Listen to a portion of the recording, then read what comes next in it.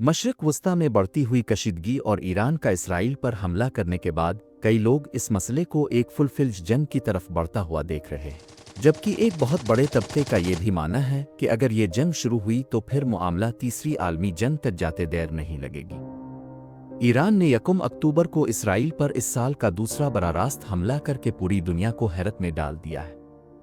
पहला हमला अप्रैल 2024 में किया गया था, जिसमें ड्रोन्स और क्रूज मिसाइल्स का इस्तेमाल किया गया था, लेकिन इस बार यह हमला सिर्फ बैलिस्टिक मिसाइल्स के जरिए किया गया।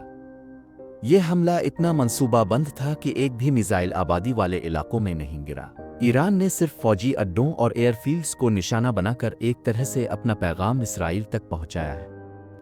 इसराइल को दूसरा झटका तब लगा जब इसका आयरन डोम कई मिसाइल्स को हवा में ही तबाह करने में नाकाम रहा, और उनमें से कुछ मिसाइल्स ने इसराइली इलाकों को निशाना बनाया, जहां आमतौर पर इसराइल के लॉकहीड मार्टिन F-35 तैयारे खड़े होते हैं। सैटेलाइट तस्वीर ने भी तस्दीक की है कि एक ईरानी मिसाइल ठीक एक हैंगर के ऊपर जाकर गिरा। अब दुनिया की नज़रें इसराइल पर मरकूज हैं और सब यही जानना चाहते हैं कि क्या वाकई इसराइल जवाबी कार्रवाई करेगा। अगर इसराइल और ईरान के दरमियान फुल-फ्लेज्ड जंग शुरू होती है तो वो लम्हात होंगे जो इस जंग को आलमी सतह पर ले जा सकते हैं। सबसे अहम सवाल यह है कि अगर ये जंग होती है तो कई मगरबी ममालिक तो इसराइल के साथ खड़े होंगे, लेकिन ईरान के पास किस किस का सहारा होगा। ये पूरे खित्ते के लिए अब तक का सबसे खतरनाक तरीन लम्हा माना जा रहा है, जहां दो ताकतें जो पिछले 45 सालों से बिलवासिता लड़ रही थीं, अब आमने सामने आ चुकी हैं। इसराइली वजीर आज़म बेंजामिन नेतन्याहू ने ईरान को 180 बैलिस्टिक मिसाइल्स फायर करने पर जवाब दिया है कि इसका हिसाब देना होगा। इसराइली फौज ने भी कहा है कि ईरान को पलट कर जवाब जरूर दिया जाएगा। हमला कब, कहां और किस शिद्दत का होगा, यह फैसला अब इसराइली हुकूमत करेगी। पिछली बार जब अप्रैल 2024 में ईरान ने इसराइल पर पहला बड़ा रास्त हमला किया था तो इस वक्त अमेरिका ने इसराइल को खामोश रहने का मशवरा दिया था, लेकिन इस बार खामोशी नहीं है। इस बार इसराइल का आयरन डोम भी हद तक नाकाम होता दिखाई दिया। लेकिन आखिर करोड़ों डॉलर्स खर्च करने के बावजूद भी ऐसा कैसे हुआ?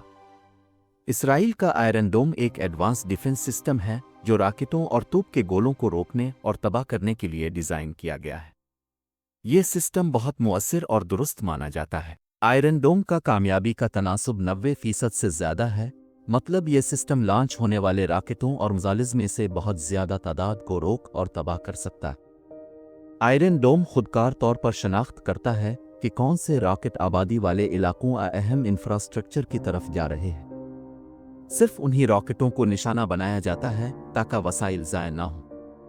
लेकिन फ़िलहाल इस आयरन डोम की कमज़ोरी ये है कि ये एक वक्त में सिर्फ 80 मिसाइल्स को ही रोक सकता है। यही वजह है कि ईरान ने आयरन डोम की सलाहियत से ज़्यादा मिसाइल फायर किए। इसराइल की तारीख में कोई ऐसा वाक़या नहीं मिलता जिसमें उन्होंने अपने ऊपर होने वाले हमले का जवाब ना दिया हो, इसीलिए ये लगता है कि इस बार भी हमले का जवाब ज़रूर दिया जाएगा। इवन अप्रैल के हमलों के जवाब में भी इसराइल ने ईरान पर जवाबी कार्रवाई करते हुए इस्फहान की एयरबेस पर मिसाइल अटैक किया था, लेकिन वो ईरान के 170 ड्रोन्स और 30 क्रूज मिसाइल्स के जवाब में इतना छोटा था कि मीडिया में ज़्यादा नुमाया नहीं हुआ। यहाँ तक कि कई दिनों तक पता ही नहीं चला कि यह हमला इसराइल ने किया है या किसी और ने। मौजूदा सूरत-ए-हाल में इसराइली मंसूबा साज ये बहस कर रहे होंगे कि ईरान पर कब और कहाँ नहीं, बल्कि कितना सख्त वार करना है। देखा जाए तो इसराइल के पास 3 अहदाफ मौजूद हैं। पहला है रिवायती फौजी हमला, जिसमें ईरान की उन जगहों को निशाना बनाया जा सकता है जहाँ से बैलिस्टिक मिसाइल लॉन्च किए गए थे। इसमें लॉन्च पैड्स और कमांड एंड कंट्रोल सेंटर्स भी शामिल हो सकते हैं। मुमकिन है कि इसराइल उन हमलों के मंसूबा साज किसी आला ओहदेदार को भी निशाना बनाए। दूसरा हदफ इक्तिसादी है, यानी वो मकामात जिनसे ईरान को आमदनी होती है। इन अहदाफ में ईरान की oil fields, petrochemical power plants और फिर शिपिंग रूट्स शामिल हो सकते हैं। माहिरीन का मानना है कि ये इसराइल के लिए इतना अच्छा हदफ नहीं होगा, क्योंकि इससे ईरान की आम आबादी को नुकसान पहुंचेगा, और चूंकि ईरान ने अपने बैलिस्टिक मिसाइल्स से इसराइल की सिर्फ फौजी तंसीबात को निशाना बनाया था, शायद इसराइल भी आबादी पर हमला न करे। आखिर में तीसरा और सबसे खतरनाक हदफ ईरान का न्यूक्लियर प्रोग्राम हो सकता है।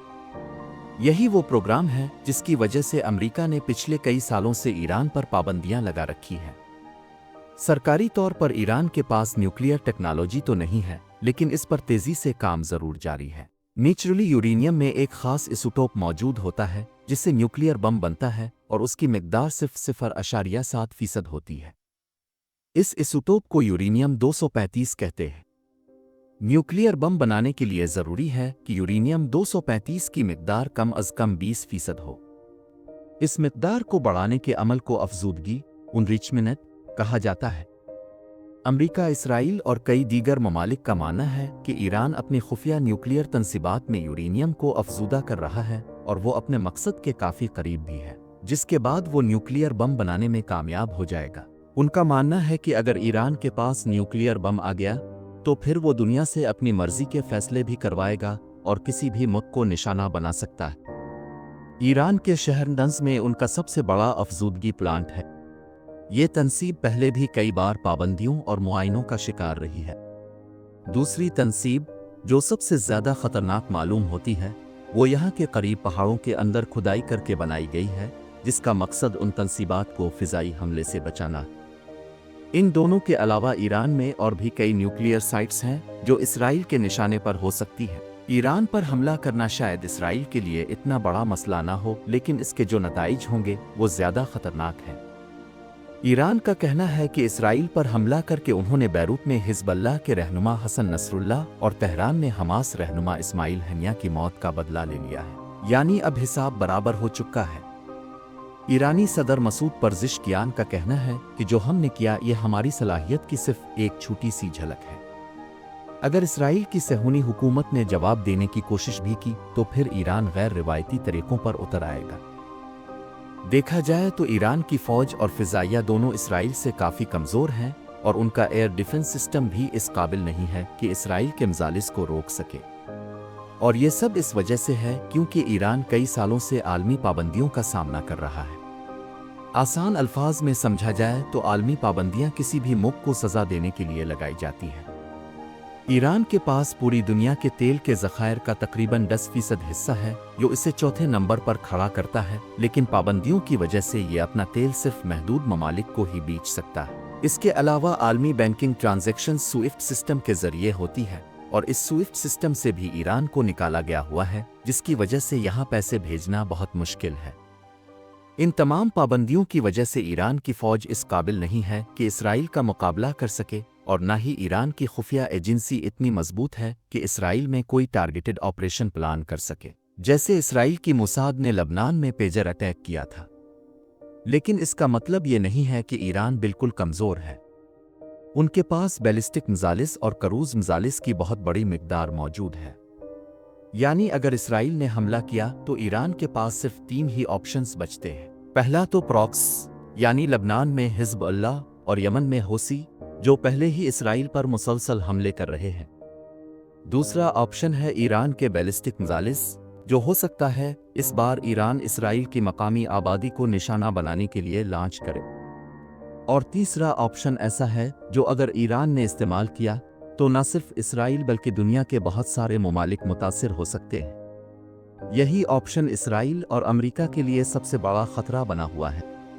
जी हाँ, ईरान पहले ही कह चुका है कि अगर इसराइल ने हम पर हमला किया तो हम उन ममालिक को भी नुकसान पहुंचाएंगे जो इसराइल की हिमायत करते हैं। वो तीसरा ऑप्शन ये है कि ईरान की IRGC नेवी जो खलीज फारिस में अपना कंट्रोल जमाए बैठी है, अपने हमलों के जरिए खतरा पैदा कर सकती है। बेशक उनके पास छोटी ही सही लेकिन मिसाइल हमले करने वाली कश्तियों का बहुत बड़ा ग्रुप है। ये कश्तियां बराह रास्त अमेरिका के हामी ममालिक जैसे बहरीन और सऊदी अरब पर हमला नहीं कर सकती, क्योंकि अमेरिका ने इस खतरे को मद्देनज़र रखते हुए पहले से ही बहरीन में अपनी नेवी की 5th फ्लीट रखी हुई है। लेकिन ईरान की कश्तियां हुर्मुज़ की खाड़ी में आसानी से बारूदी सुरंगें नस्ब कर सकती हैं और यही खतरा इसराइल और अमेरिका को परेशान कर रहा है।